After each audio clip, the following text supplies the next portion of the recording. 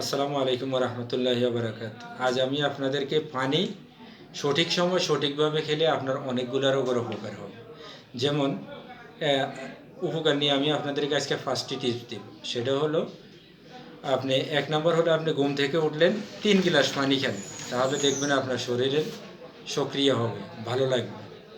এরপরে আপনি 2 নম্বর হলো আপনি গোসল করবেন, গোসলের পরে 1 গ্লাস পানি খান, তাহলে আপনার রক্তচাপ নিয়ন্ত্রণে আসবে।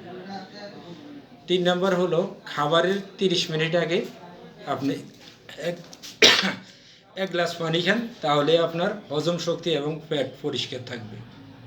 4 নম্বর হলো ঘুমাতে যাওয়ার আগে আধা গ্লাস পানি খান, তাহলে আপনার হার্ট অ্যাটাকের ঝুঁকি কমবে।